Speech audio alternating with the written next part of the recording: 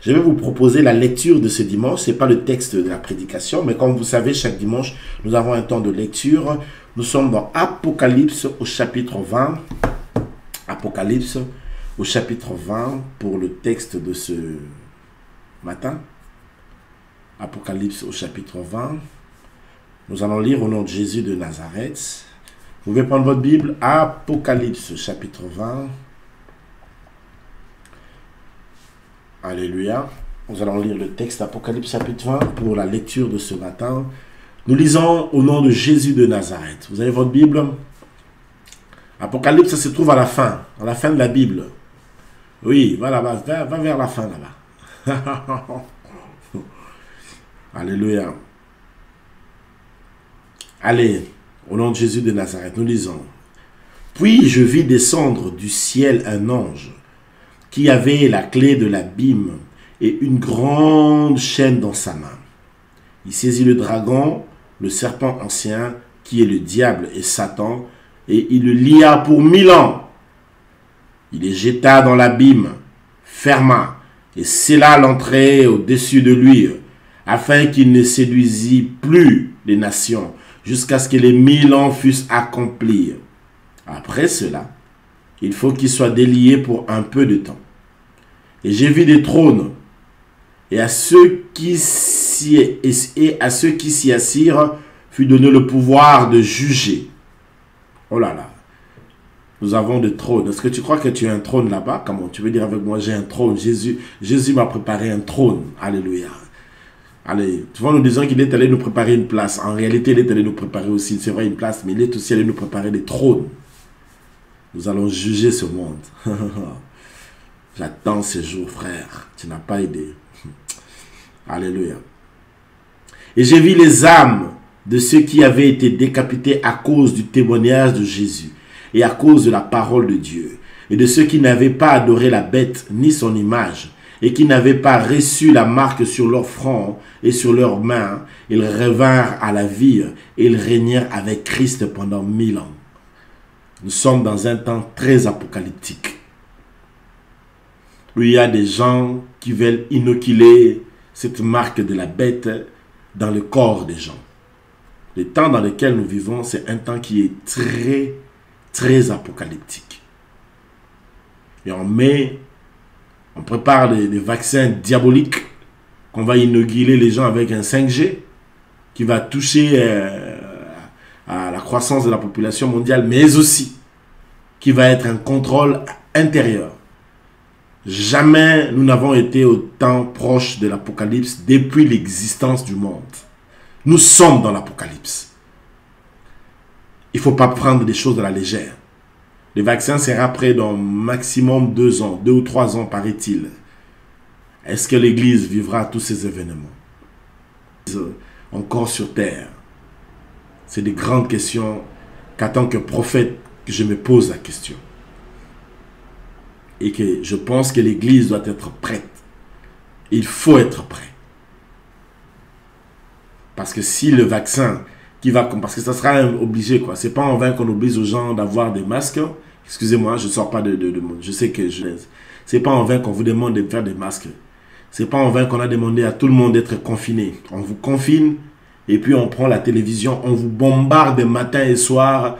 Corona, corona, corona, corona, corona, corona. Et vous imaginez que dans toute une journée, des gens commençaient à avoir peur dans leur maison. Ils croyaient même quand ils ne sortent pas, ils croyaient que le corona peut entrer par la porte de sa cuisine.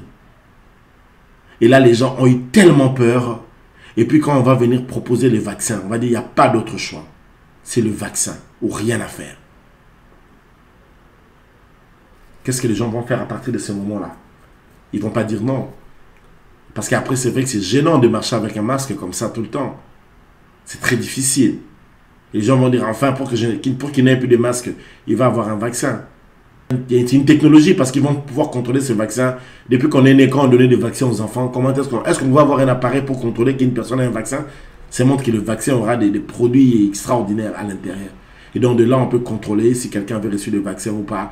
Celui qui n'a pas reçu le vaccin, il ne peut pas voyager, il ne peut pas entrer, il ne peut pas sortir, il ne peut pas acheter. Son enfant ne peut pas aller à l'école parce que les autres enfants sont vaccinés et le tien n'est pas vacciné. Pas d'école pour l'enfant. Et puis tu ne peux pas aller au travail, tu ne peux rien faire. Donc voilà, c'est l'Apocalypse. L'Apocalypse est toujours avec nous. Alléluia. Bon, peut-être qu'un jour, il faut que j'enseigne sur ça. Si vous êtes d'accord, hein, un jour, il faut qu'on enseigne sérieusement sur ça. On reste un peu, même une semaine, où on parle un peu sur ça. On verra. Alléluia. Des fois, quand je parle de ces choses, je suis triste. Parce que je me rends compte que nous sommes dans la fin. Ce n'est plus le temps de la grâce. Nous sommes dans la fin de la grâce. On appelle ça la disgrâce. Donc, la grâce est en train de toucher à sa fin. La grâce, c'est l'âge de l'Église. Et l'Église va être enlevée maintenant. Alléluia. Bon, allez, on y va un peu. Et ils régnèrent avec Christ, je répète le verset 4. Et j'ai vu des trônes, et à ceux qui s'y assirent fut donné le pouvoir de juger. Et j'ai vu des âmes de ceux qui avaient été décapités à cause du témoignage de Jésus. À cause du témoignage de Jésus. Voilà comment les gens sont décapités. Et à cause de la parole de Dieu. Et de ceux qui n'avaient pas adoré la bête ni son image. Et qui n'avaient pas reçu la marque sur leur front et sur leurs mains. Ils revinrent à la vie. Et ils régnèrent avec Christ pendant 1000 ans. Là, c'est des gens qui sortent de la grande tribulation ici. Hein. Donc voilà, ils n'avaient pas été enlevés au premier tour. C'est pourquoi il faut être enlevé au premier tour. Pour éviter les examens de repêchage, ce n'est pas évident. Les autres morts ne revirent point à la vie jusqu'à ce que les 1000 ans fussent accomplis. C'est la première résurrection. Heureux et saints ceux qui ont part à la première résurrection. La seconde mort n'a point de pouvoir sur eux, mais ils seront sacrificateurs de Dieu et de Christ et ils régneront avec lui pendant 1000 ans. Pendant 1000 ans. Alors là, il s'agissait des gens qui sont morts en Christ, évidemment. Voilà, dans ce que je disais un peu plus haut là. Oui. Quand les 1000 ans seront accomplis, Satan sera relâché de sa prison. Et il sortira pour séduire les nations qui sont aux quatre coins de la terre, Gog et Magog, afin de les rassembler pour la guerre. Leur nombre est comme le sable de la mer. Je vais répéter ce verset. Quand les 1000 ans seront accomplis, Satan sera relâché de sa prison. Là, nous régnons déjà avec Christ pendant 1000 ans, quoi. Après, Satan est relâché de sa prison. Et il sortira pour séduire les nations qui sont aux quatre coins de la terre, Gog et Magog, afin de les rassembler pour la guerre. Leur nombre est comme le sable de la mer. Vous connaissez un peu la Gog et Magog. Vous connaissez. La géopolitique fait en sorte que Israël est ensemble avec les États-Unis. Mais il va arriver un temps, l'Amérique va lâcher Israël. Et déjà, il les lâche déjà. Et la plupart des Juifs rentrent déjà en Israël. Et vous allez voir déjà qu'il y a une très grande alliance dans le monde entre la Russie, la Chine et l'Union européenne. Tous sont souvent pour la cause de la Palestine. Eux défendent la cause de la Palestine. Voyez-vous, la Bible est claire dans ces choses. La guerre d'Armageddon, la guerre de Gog et Magog, ce sont des guerres bibliques, ça existe. C'est ce que l'apôtre Jean appelle la guerre de l'acier. Il parlait même de la guerre de l'acier, ça veut dire la guerre du nucléaire. Nous aurons une guerre nucléaire, que vous le voulez ou pas. Ce n'est pas en vain qu'un pays comme la Chine a renoncé, et plutôt comme la Suisse. La Suisse a renoncé à sa neutralité. Ils ne veulent plus être un pays neutre. La Suisse aujourd'hui est en train de se réarmer. Parce qu'ils ont compris que les enjeux du monde de demain, ça sera la guerre. Nous aurons une guerre mondiale. Alors je vous dis bien une guerre du nucléaire. Nous avançons vers ça, bibliquement. Vous regardez comment est-ce que l'Europe, la Russie, la Chine sont toujours derrière la Palestine, les États-Unis toujours derrière Israël. Eh bien, le jour viendra. Beaucoup de gens pensent que c'est à cause de déclarer qu'il reconnaissait Jérusalem comme étant la capitale. Parce qu'il va déplacer l'ambassade des États-Unis pour aller le mettre à Jérusalem. Et je vous assure que nous sommes dans des guerres bibliques. Nous sommes dans la Bible. Et quand nous voyons ça, c'est la parole de Dieu. Et les gens peuvent regarder. Quand vous regardez les informations, regardez le mouvement des États-Unis. Regardez beaucoup la Palestine. Israël C'est l'horloge du monde. Ce qui s'est fait en Israël, c'est l'horloge du monde. Bon, je ne vais pas prêcher sur ça. On va passer du temps. On a passé de temps déjà, donc voilà. On en reviendra. Pour que vous arriviez à comprendre que nous sommes dans la fin. Les choses bougent vite. Et là, l'Europe va se réunir derrière la Palestine et les États-Unis. Et pendant ces temps-là, quand ils vont se réunir, Israël est lâché. Tout le monde s'est réuni pour attaquer Israël en ces temps-là. S'élèvera celui qu'on appelle le Chilobo. Alléluia. Il s'élèvera celui qu'on appelle, celui qu'on avait percé. Il reviendra non pas comme un agneau cette fois-là, mais comme un lion. Alléluia. Et Jésus reviendra. Ça sera terrible. J'aime la parole de Dieu.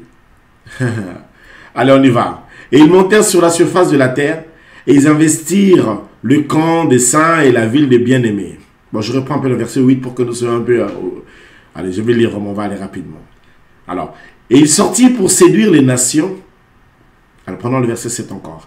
Quand les 1000 ans seront accomplis, Satan sera relâché de sa prison. Et il sortira pour séduire les nations qui sont aux quatre coins de la terre, Gog et Magog, afin de les rassembler pour la guerre. Leur nombre est comme le sable de la mer. Et ils montèrent sur la surface de la terre et ils investirent le camp des saints et la ville bien-aimée. Mais un feu descendit du ciel et les dévora. Et le diable qui les séduisait fut jeté dans un étang de feu et de soufre où sont la bête et les faux prophètes. Donc la bête et les faux prophètes seront déjà jetés là-bas avant. Ok? Et ils seront tourmentés jour et nuit au siècle des siècles. Dieu va les jeter là-bas dans l'abîme là au siècle des siècles. Alléluia. Verset 11. Puis je vis un grand trône blanc et celui qui était assis dessus. La terre et le ciel s'enfuient devant sa face. Imaginez un peu ce que ça sera. La terre et le ciel vont s'enfuir. Donc ça sera emballé, dans l'évangile on dit ça sera emballé comme un lambeau. On va, bon tu vois le ciel quoi. Il n'y aura pas de ciel, il n'y aura plus de terre. La surface. Les gens vont rester seulement comme ça, c'est la surface. Quand vous lisez ça, c'est comme un film d'horreur, je vous assure. Ça sera terrible. L'Éternel est un Dieu redoutable, frère. Dieu, c'est quelqu'un de redoutable. Alléluia. Puis je vis un grand trône blanc et celui qui était assis dessus. La terre et les cieux s'enfuirent devant sa face et il ne fut plus trouvé de place pour eux. Et je vis les morts, les grands et les petits, qui s'étaient nés devant le trône. Des livres furent ouverts et un autre livre fut ouvert. Celui qui est le livre de vie. Et les morts furent jugés selon leurs œuvres, d'après ce qui était écrit dans ces livres. La mer rendit le mort qui était en elle. La mort et le séjour des morts rendirent les morts qui étaient en eux. Et chacun fut jugé selon ses œuvres. Et la mort et le séjour des morts fut jeté dans le temps de feu. C'est la seconde mort, les temps de feu. Quiconque ne fut pas trouvé dans le livre de vie fut jeté dans les temps de feu. Je répète ça. Quiconque ne fut pas trouvé dans le livre de vie fut jeté dans les temps de feu. C'est la parole du Seigneur de ce soir. Est-ce qu'on peut acclamer cette lecture au nom de Jésus? Que Dieu vous bénisse. À celui qui a des oreilles, qu'il entende. Alléluia. C'est ce que l'Esprit dit ce matin. Fermons nos yeux. Nous allons prier avant d'écouter la parole de Dieu. Alléluia. Jésus, tu as le plus beau nom de tous. Ah oui, Jésus, tu m'entends lorsque je t'appelle. Jésus, tu me relèves quand je tombe. Tu as le plus beau nom, le plus beau de tous. Chantons Jésus, Jésus, tu as le plus beau nom de tous. Jésus, tu m'entends lorsque je t'appelle. Jésus, Tu me relèves quand je tombe. Tu as le plus beau nom, le plus beau de tous. Comment ne pas t'adorer? Comment ne pas t'adorer? Comment ne pas t'adorer? Jésus, comment ne pas t'adorer? Comment ne pas t'adorer? Comment ne pas t'adorer? Jésus, comment ne pas t'exalter? Comment ne pas t'exalter? Comment ne pas t'exalter? Jésus, comment ne pas t'exalter? Comment ne pas t'exalter? Comment ne pas t'exalter? Jésus. Quelqu'un peut élever le Seigneur. Toi, tu as la grâce, ton nom est écrit dans le livre des vies. Élève alors le Seigneur pour cela. Qu'est-ce que tu donnerais à Dieu en échange de ce salut? Il n'y a rien, rien alors. Alors tout ce que tu peux faire, c'est de l'adorer. Alors adore le Seigneur. Avant qu'on écoute cette parole de ce matin, adore le Seigneur là où tu es. Je t'adore, l'auteur de mon salut, celui qui a sauvé mon âme, celui qui a sauvé ma vie, celui qui a inscrit mon nom dans le livre de vie éternelle. Romegaya, je t'adore, toi mon Père, toi qui es saint, toi qui es Dieu, toi qui es bon, toi qui es amour, toi qui m'as aimé éternel. Je t'élève Seigneur.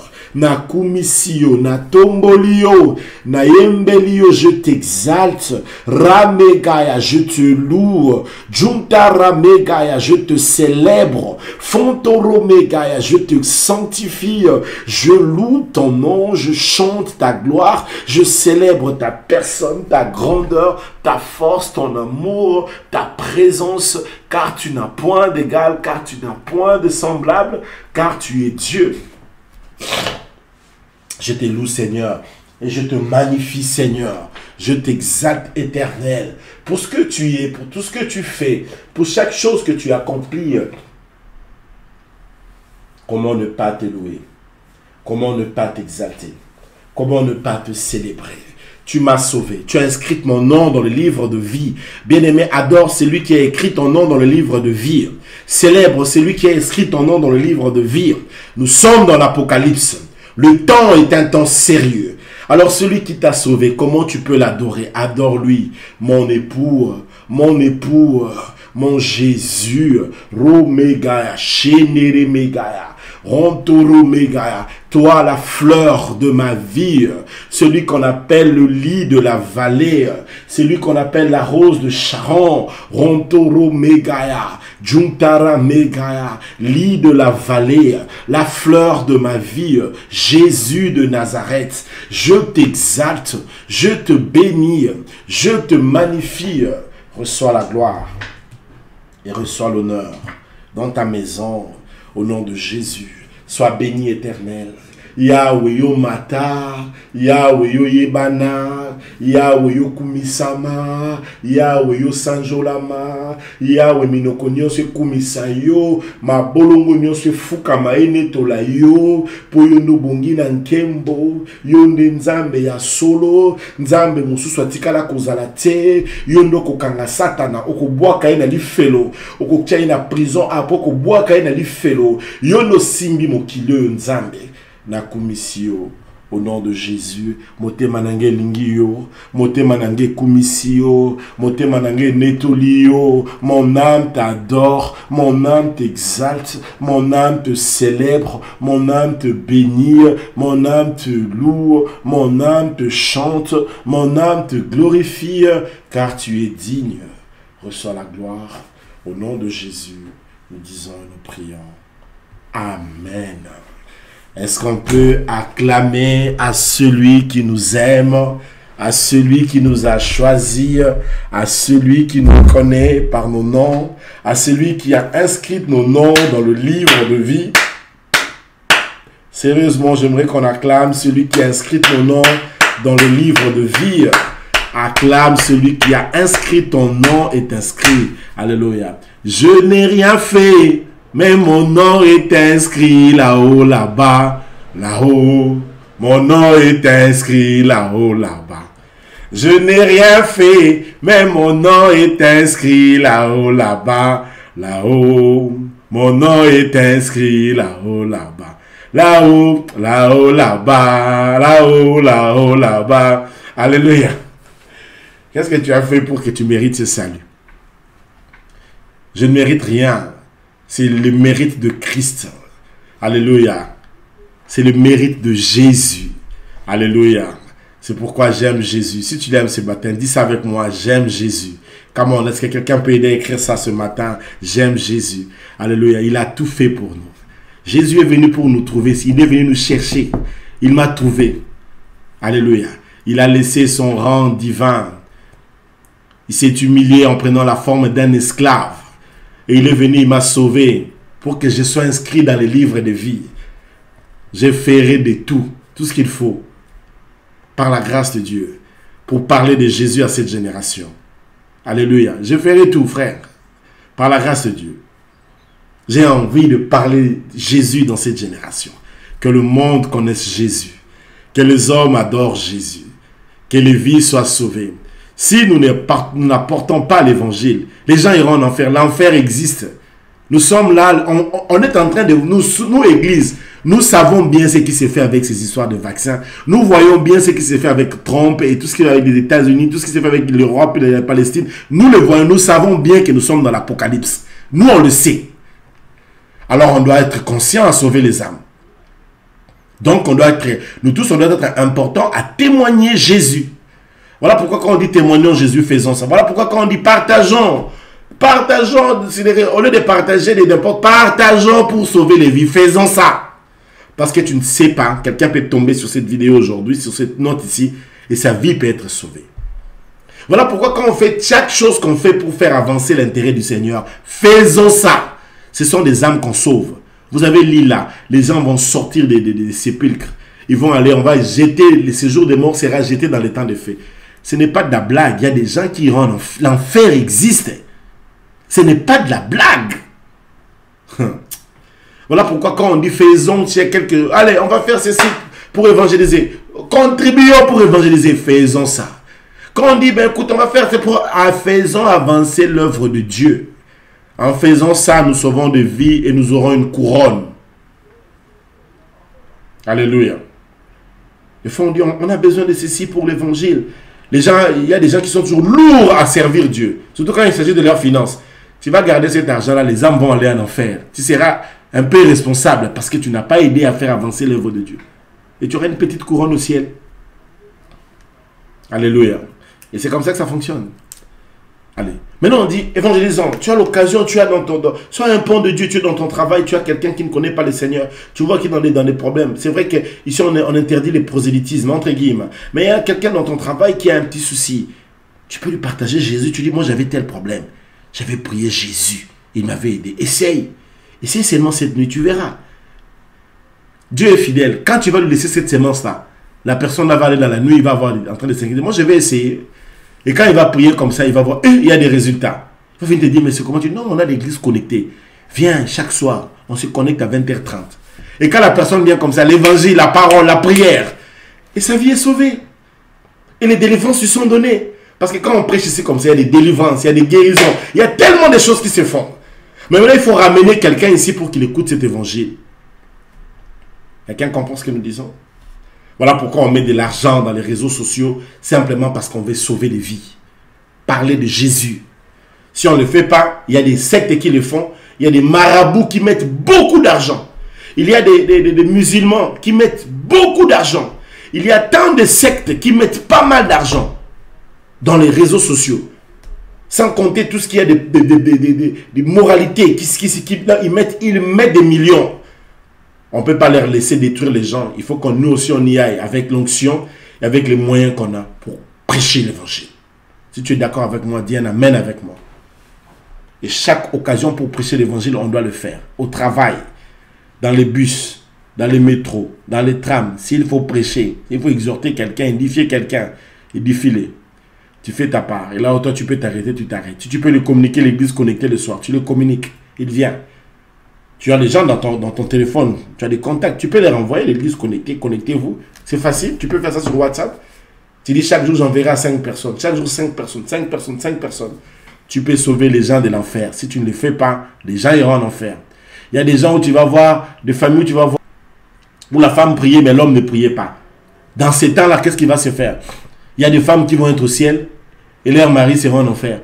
Il y a des maris qui seront au ciel et leurs enfants qui seront au ciel et leurs parents en enfer. Quelle sera ta conscience quand tu seras au ciel et tu vas voir les gens de ta propre famille en enfer?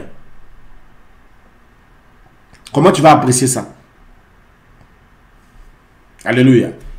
Des fois, on est conscient que certaines personnes, quand ils meurent, nous tous, on sait que, ouais, qu'il lui fait l'eau. On sait qu'ils vont en... Il y a des gens comme ça, quand ils meurent, vous tous, vous savez que cette personne est allée en enfer. Vous savez? Et vous, l'âme va reposer en paix. Ça ne sera pas en paix. En enfer, il n'y a pas de paix. En enfer, il n'y a que deux musiques, les pleurs et les grincements des dents. Si, la parole de Dieu dit ça. En enfer, il n'y a que deux musiques. Alors, les gens disent, non, il y a Michael Jackson là-bas et Luambo. Il n'y a ni Michael Jackson, ni Luambo, ni Wemba. Là-bas, il y a des pleurs et des grincements des dents. C'est la musique qui est jouée là-bas.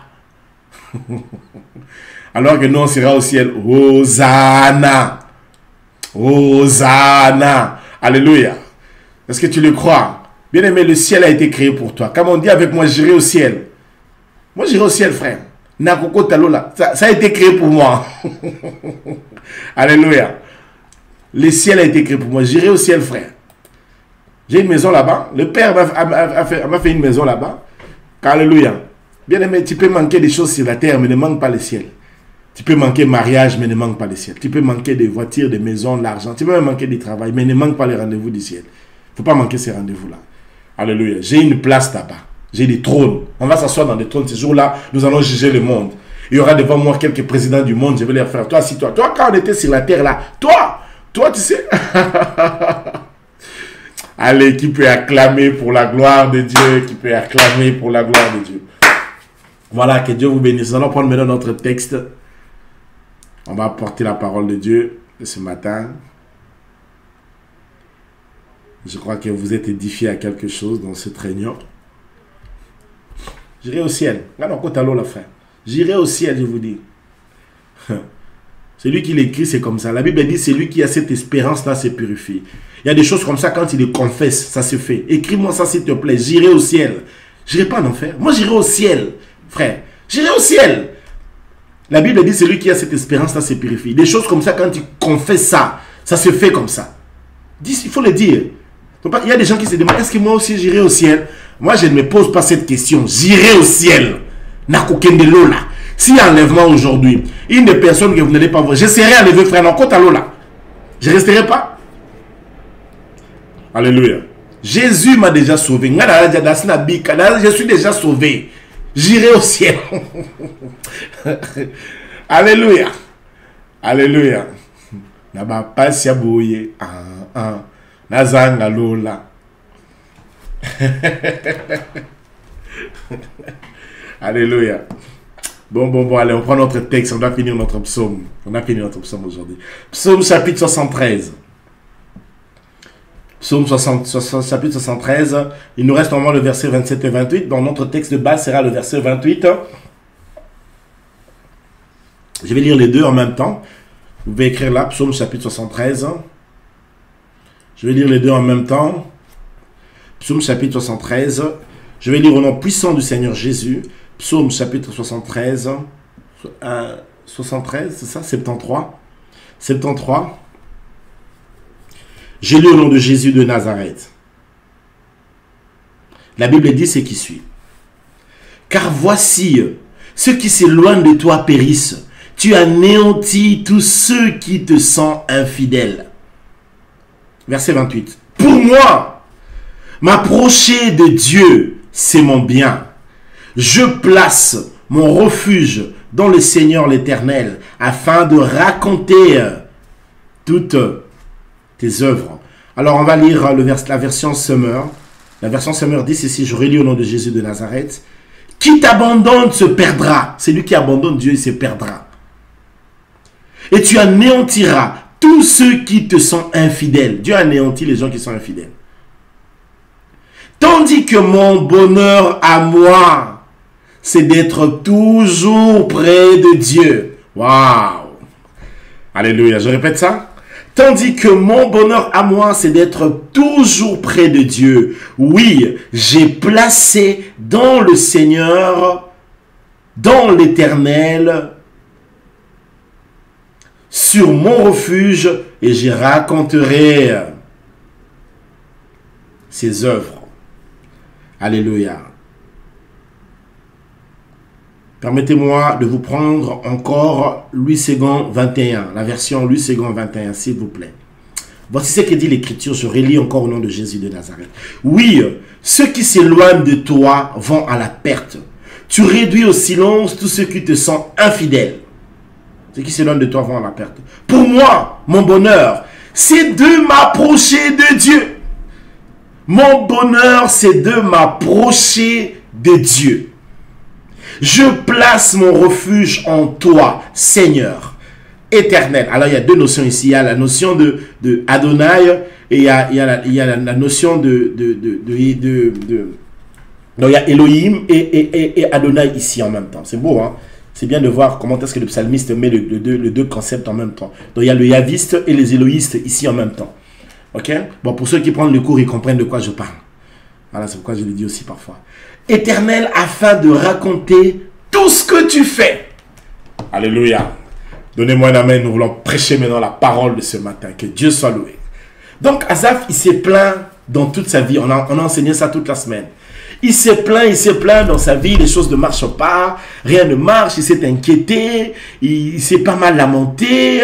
Il a dit pas mal de situations. Il était un peu soucieux. Et Asaph était hyper inquiet. Alors, je veux que tous ceux qui sont là pour la première fois, n'oublient pas de s'abonner sur la chaîne en cliquant là où c'est écrit s'abonner et aussi en activant la cloche de la notification. Veuillez vous abonner, s'il vous plaît, n'oubliez pas. Et donc, Asaph, il est dans les inquiétudes, il est dans les larmes, il est dans les tourments. Parce que sa vie ne marche pas. Il regarde la vie des autres, il dit que la vie des autres évolue. Les autres sont bien. Les couples des autres évoluent. Mais pourquoi son couple à lui n'évolue pas? Alors que lui prie Dieu, il craint Dieu, il marche dans la crainte de Dieu. Il sert Dieu. Il se donne à Dieu. Mais pourquoi chez lui ça ne marche pas? Et Asaph est dans les larmes. Il pleure, il dit, Dieu, est-ce que tu m'as oublié? Dieu, mais qu'est-ce qui se fait? Qu'est-ce que j'ai fait? Pourquoi ça ne marche pas? Le gars a tellement pleuré dans sa situation. Et à un moment, il commençait à envier. Il a dit, mais si je me comporte comme eux, je trahirai la race de tes élus. Ça, je ne peux pas faire. Est-ce que je dois aussi pécher comme les autres pour que moi aussi, voilà, c'est si facile. Moi aussi, je peux faire comme les autres. Il dit, non, ça, je ne peux pas faire. Je veux marcher dans la crainte de Dieu. Des fois, dans la vie, il y a des situations qui peuvent te tenter à aller pécher. Où tu sens que on te pousse et tout ça. Alléluia. Alléluia. Une fois, je traitais le cas d'une femme dont le mari était avec lui. Le mari a fait une sorte de séparation de corps avec sa femme. Et donc, quand la femme lui disait que non, mais attends, j'ai besoin de toi, le monsieur lui dit non, va dehors. Fais comme les autres femmes. Le ciel vont dehors, non? Toi aussi, tu peux aller un peu chercher dehors. Waouh! Waouh! Ça, c'est dangereux. Et quelqu'un, quand il parle comme ça, parfois, il peut dire ça à la légère. Hein. Mais il ne sait pas que ça peut avoir de l'impact, ce genre de paroles. Faites attention, mon frère, ma soeur. Ne dis pas à ton mari, ah, toi aussi va un peu dehors. Toi, tout le temps, tu me déranges ici, va dehors. Mais il ira dehors. Mais il va aller dehors, tu vas dire quoi? Tu vas dire quoi? Alléluia. Il y a des choses que tu ne peux pas faire. Il y a des phrases que tu ne peux pas dire. Des fois, dans la vie, une personne comme ça a des pressions psychologiques comme ça. Et puis, toi, des pressions, je peux dire, des pulsions sentimentales comme ça. Et toi, son mari, tu dis, non, va un peu tenter dehors. Peut-être que tu peux te retrouver. Ah ben, elle ira dehors, mais sache que si elle va dehors, ça va changer, ça va chambouler les choses. Je n'encourage nullement quelqu'un à aller dehors, évidemment, vous me comprenez, j'espère. Et je fais voir comment est-ce que certaines pressions, certaines situations peuvent être tentantes à pousser quelqu'un à aller faire le mal. Alléluia. Alors que la personne ne veut pas, évidemment. Alors, la Bible dit ce jour-là, dans le texte que nous avons lu ici, ce jour-là, quelque chose de fort est en train de se faire. Et Asaph était en train de pleurer et tout ça. Il a appelé Dieu. Et tellement qu'il était soucieux, à un moment, il est allé dans la présence de Dieu. Il est allé prier. Quand il est allé prier, alors là, il a compris que les gens qu'il enviait, il ne devait pas les envier.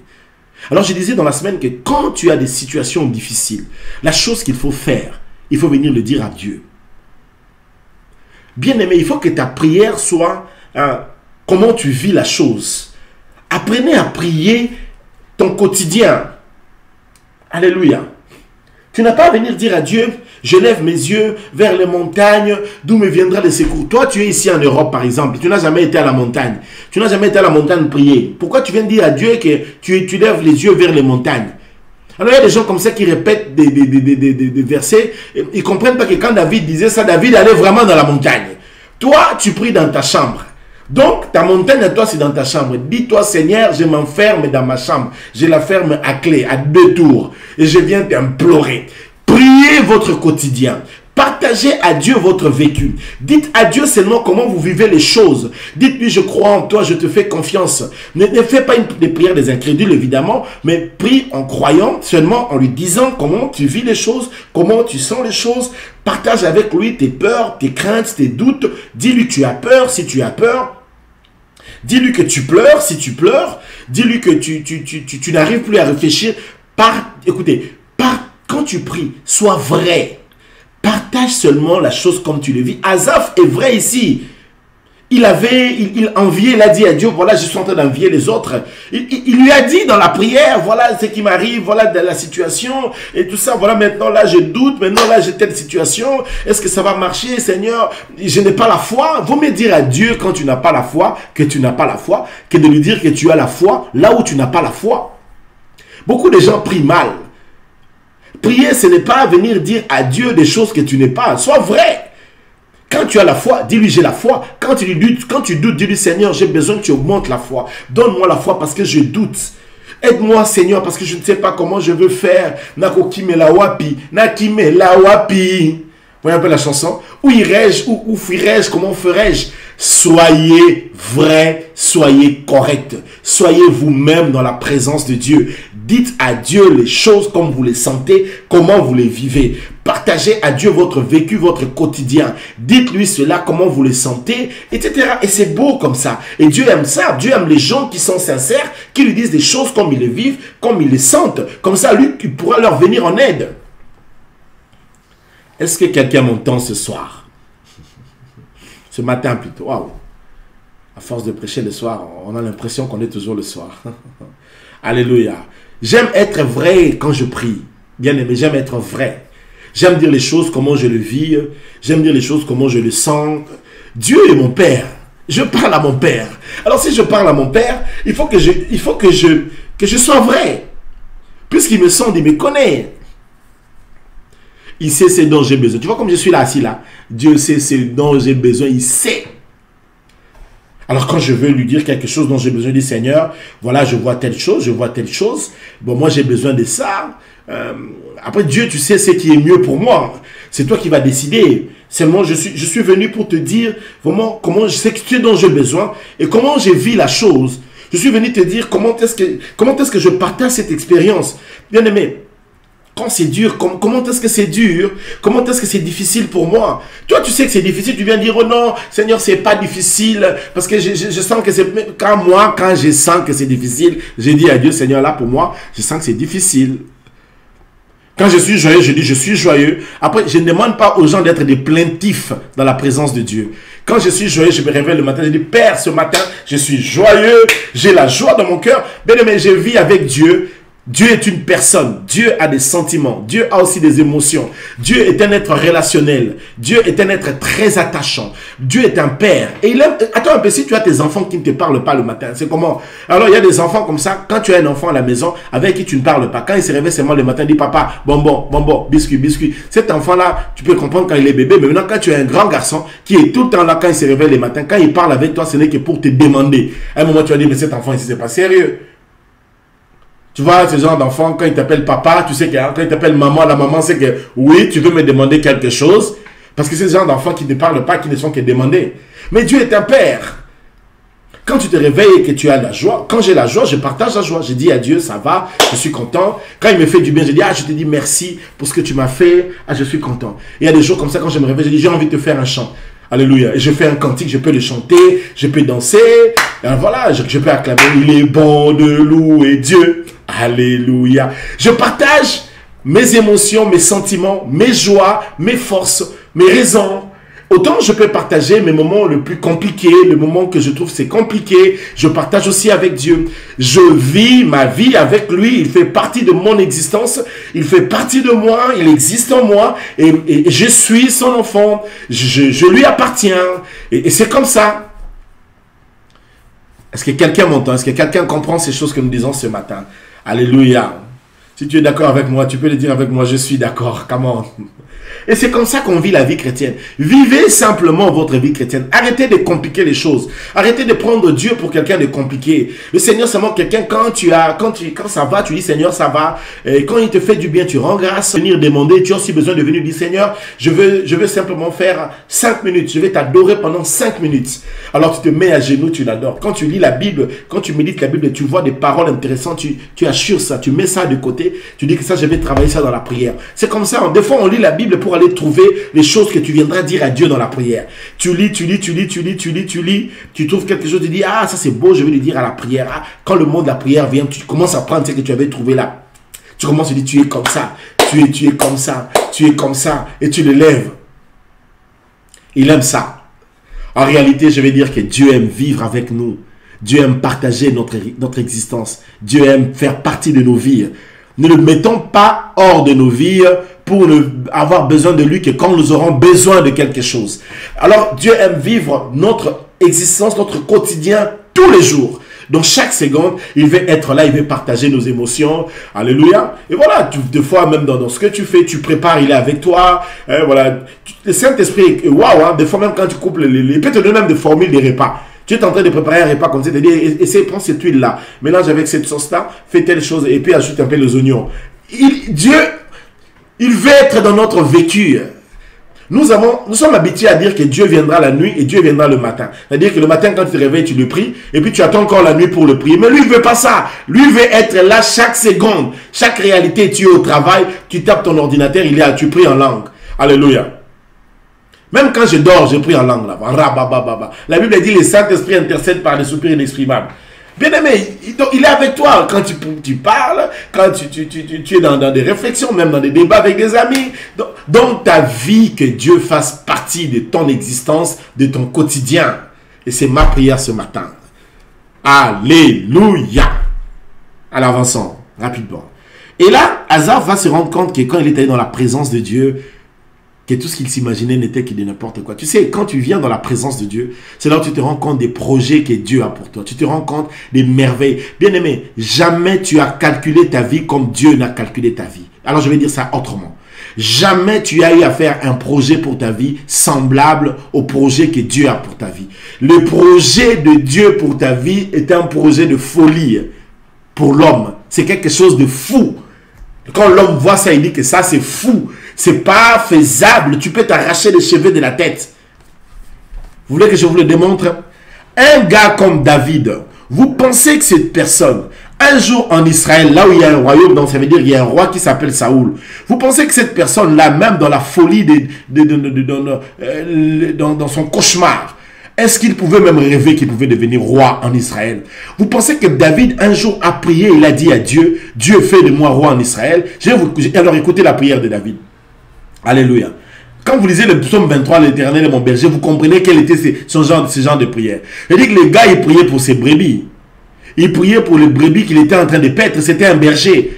Toute sa prière, c'était que son troupeau de brebis puisse s'agrandir. Alors que lui voyait son règne ici dans le monde des brebis, Dieu voyait son règne sur le trône d'Israël. Bien-aimé, est-ce que tu as vu là où Dieu te voit? Je sais que tu pries pour ta carrière, tu pries pour tes enfants, tu pries pour ton mari ou pour ta femme, tu pries pour tes projets. Mais laisse-moi te dire aujourd'hui, là où Dieu met la barre est tellement haute, tu ne peux pas t'imaginer. Ah oui, mais tu ne peux pas t'imaginer.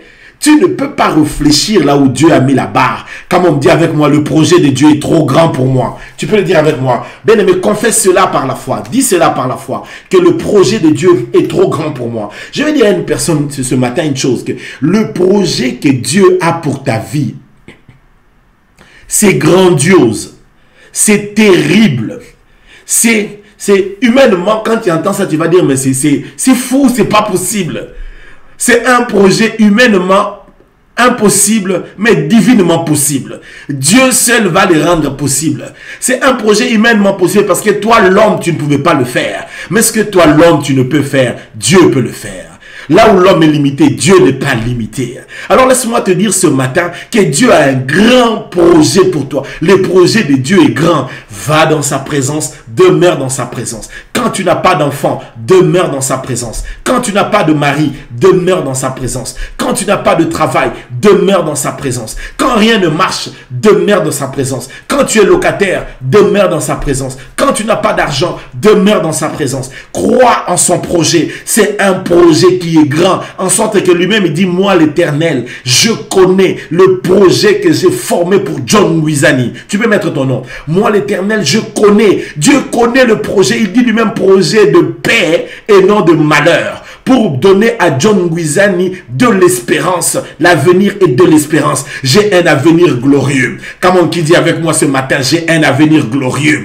J'annonce à quelqu'un ce matin que l'avenir est glorieux. Laisse-moi te dire que demain c'est glorieux. Le mariage de demain c'est glorieux. Le travail de demain c'est glorieux. Les finances de demain c'est glorieux. Ta santé de demain c'est glorieux. Ton couple demain c'est glorieux. Tes enfants demain sont glorieux. Come on, qui a dit avec moi c'est glorieux. Come on, qui a dit encore plus fort avec moi c'est glorieux. Je prophétise sur une personne ce soir.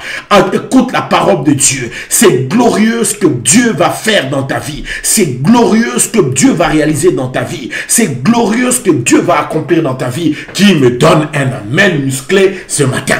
Romegaya, Shendere Megaya, Zintoro Megaya, Fontoro Megaya, Shendere Megaya, Rontoro Megaya. Béni soit le Seigneur. Alléluia. Béni soit le Dieu des cieux. Je rends gloire à Dieu. Alors, maintenant écoutez. Le verset 27, lui-même il fait comprendre qu'après être sorti de la présence de Dieu, les merveilles des choses, il s'est rendu compte qu'il était un peu stupide, il n'a pas été intelligent, il n'a pas réfléchi, mais quand il a réfléchi dans la présence de Dieu, il a compris que non, j'ai un avenir. Frère, je vais te dire ce matin que tu as un grand avenir. Ma soeur, tu as un grand avenir. Tu vois ton couple, un grand avenir. Il y a un grand avenir. Je vais dire à une personne qui n'a rien, il y a un grand avenir. L'avenir est là. Les rendez-vous de l'avenir, c'est des rendez-vous de Dieu. Alléluia. Ma chair et mon corps pourront se consommer. Lui-même, il a dit, Dieu restera le rocher de mon cœur. Il dit, voici ceux qui s'éloignent de toi périssent. Voilà pourquoi tu ne dois pas t'éloigner de Dieu. Que rien ne t'éloigne de Dieu. Il y a des péchés qu'il faut laisser. Il faut cesser de les faire. Parce que ça t'éloigne de Dieu. Les péchés éloignent l'homme de Dieu. Et les péchés éloignent l'homme de Dieu, éloignent Dieu aussi de l'homme. Il y a des choses qu'il ne faut plus faire. Il y a des choses pour lesquelles il faut prendre des décisions. Tu dis que non, telle chose, je ne le ferai plus. Telle situation, je ne le ferai plus. Donc tu as pris la bonne décision. Ne laissez pas des histoires inutiles t'éloigner dans la présence de Dieu. Des péchés inutiles t'éloigner. Ça te fait... Il n'y a rien comparable à la présence de Dieu. C'est dans la présence de Dieu que tu as tout. Alors là, on arrive dans le verset de notre thème de ce matin. Lui me dit d'abord avant, ça dit, tu anéantis tous ceux qui te sont infidèles. Dieu n'aime pas les infidèles. Parce que même quand l'homme est infidèle, Dieu lui, il est fidèle. Soyez fidèles. Apprenez à être fidèle à Dieu. Soyez fidèles. Que votre amour pour lui soit l'amour fidèle. Soyez fidèles, soyez là. Soyez des enfants de Dieu qui aiment Dieu. Soyez fidèles en toutes choses. Soyez fidèles dans votre amour pour Dieu, dans votre zèle pour Dieu, dans votre manière de le servir. Soyez fidèles dans votre relation avec lui. Que la relation avec Dieu pour toi soit plus importante. Sois fidèle dans ta dîme. Sois fidèle dans ta sainteté. Sois fidèle dans la crainte de Dieu. Sois fidèle dans la marche avec Dieu. Soyez fidèles. Dieu n'aime pas les infidèles. Les infidèles, c'est les gens qui réunissent Dieu. Dieu leur fait des grâces, à leur tour, ils réunissent Dieu. Dieu le crée, il réunit Dieu. C'est ça les infidèles. Et Dieu n'aime pas les gens qui le réunissent. Il ne supporte pas quelqu'un que lui a créé, quelqu'un que lui a façonné. Il y a des gens comme ça, Dieu les lève. Quand Dieu les lève, il devient infidèle. Il dit, Dieu, je n'ai pas d'argent. Dieu lui donne un bon travail, parce que Dieu peut te donner un bon couloir d'affaires. Il te donne un couloir de travail, il crée un chemin. Allez, il te donne une opportunité. Tu deviens roi, tu deviens quelqu'un d'important. Et puis tu oublies. La Bible dit, lorsqu'il fut puissant, son cœur s'éleva pour le perdre. Il y a des gens qui deviennent infidèles comme ça. Donc c'était un frère bien quand il n'avait pas d'argent. Quand il a seulement l'argent, tu comprends plus. Mais ses frères ici, qu'est-ce qui arrive? Il n'attend plus. C'est quelqu'un dit, il paraît que l'argent révélait le cœur des gens. Sois fidèle quand Dieu t'élève. David, quand il est devenu roi, il est resté fidèle à Dieu. Il n'est pas allé servir d'autres dieux. Il y a d'autres gens comme ça. Quand tu n'avais pas encore Dieu, Dieu vient, il t'élève. Et quand Dieu t'élève, tu commences à dire, oh non, on m'a dit qu'il y a tel livre, il y a de telles initiations. Tu vas dans quelle initiation? Mais tu es arrivé là-bas, ce n'est pas ces initiations-là qui t'ont amené là-bas. Regardez un peu comment les francs-maçons trompent tous nos présidents africains. Ces gens-là, ils ne sont pas arrivés là-bas avec la franc-maçonnerie. Quand ils arrivent là-bas, les francs-maçons viennent leur dire non, pour ton pouvoir, tu as besoin de la franc-maçonnerie. Mais ils étaient où avant? Excusez-moi. Ils viennent après, mais pour venir te faire croire que c'est eux qui vont faire, ils ne vont rien faire. Alléluia. Quand tu deviens PDG, ce n'est pas eux qui t'ont amené là. Alors pourquoi ils vont venir te mentir? Restez fidèle à Dieu. Dieu a élevé David. David est resté dans le trône de Dieu en étant fidèle. Alléluia. Évitez d'être infidèle, c'est pas bon d'être infidèle quand Dieu t'élève. Et finissons par le verset 28, c'est la fin vraiment de notre psaume. Vous pouvez écouter toutes ces prédications, il y en a toute la semaine, il y en a dans notre chaîne là, c'est ça et là, vous pouvez écouter toutes les prédications. Il dit, pour moi, m'approcher des dieux, c'est mon bien. Ah, là il commence à conclure. Il dit, quand il s'approche de Dieu, il ne fait pas du bien à Dieu d'abord, mais il se fait du bien à lui-même. Bien-aimé, lorsque tu t'approches de Dieu, tu te fais du bien à toi-même. Une maman qui s'approche de Dieu fait du bien à ses enfants. Un homme qui s'approche de Dieu fait du bien à toute sa maison. Quand vous avez un homme qui prie, votre maison est bénie. Parce que le Père, c'est comme un prêtre.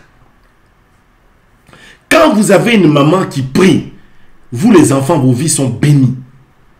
Je vous assure. Quand tu t'approches de Dieu, tu fais du bien à tes enfants. C'est pourquoi notre thème ce matin serait « Approche-toi ». La seule chose que tu dois faire, c'est de t'approcher. Pour moi, m'approcher de Dieu. Alléluia. M'approcher de Dieu, c'est mon bien. Alléluia. Le simple approche, le simple seulement de venir. Dieu ne te demande pas de faire 1000 choses. Il ne te demande qu'une seule chose. Approche-toi. Qui a dit avec moi ce matin, je m'approche? Comment? Il ne te demande pas 1000 solutions. Il ne te demande pas 10 000 choses à faire. Il te dit une seule chose. Approche-toi. Qui a dit encore ce matin avec moi, je m'approche. Tout ce qu'il te demande, c'est de t'approcher.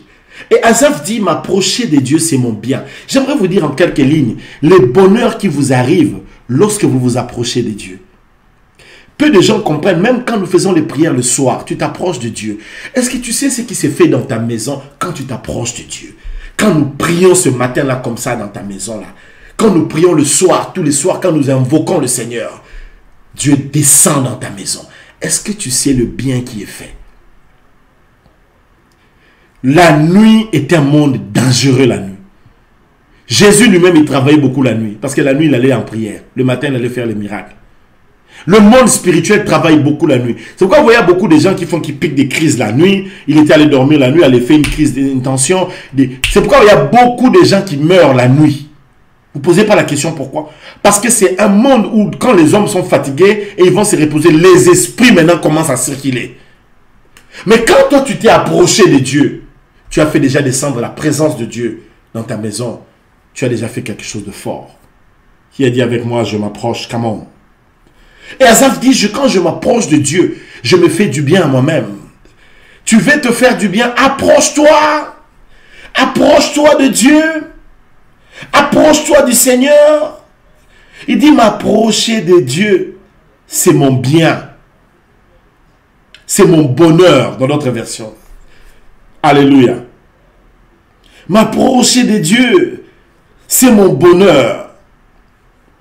Alléluia. M'approcher de Dieu, c'est la meilleure des choses que je fais. Aimons la présence de Dieu. Aimez vous approcher de la présence de Dieu. Aimez partager votre quotidien avec Dieu. Aimez la présence de Dieu. À chaque fois que tu te mets à genoux, tu viens le prier. Tu te fais du bien à toi-même. Tu fais du bien à ton mari, à ta femme, à ta maison. Quand tu arrives dans ton travail, fais descendre Dieu dans le lieu de ton travail. Tu fermes tes yeux, Seigneur, remplis ces lieux. Dieu descend. Parce que tu ne sais pas l'autre personne là qui est avec toi dans le bureau, s'il lui invoque qui. Parce que vous regardez les gens, vous ne savez pas les gens qu'est-ce qu'ils font, quelles incantations qu'ils font dans leur maison, la nuit comme le matin avant de venir au travail. Quels livres ils lisent. Quelles prières ils font, ils ont des marabouts. Parce que les gens croient, surtout ici en Europe, les gens croient que les blancs, ils sont purs, la plupart des blancs sont dans des boîtes, sont dans des occultismes poussés. C'est pas en vain qu'ils lisent des livres comme ça. Alors on va finir. Timesman, je place mon refuge dans le Seigneur.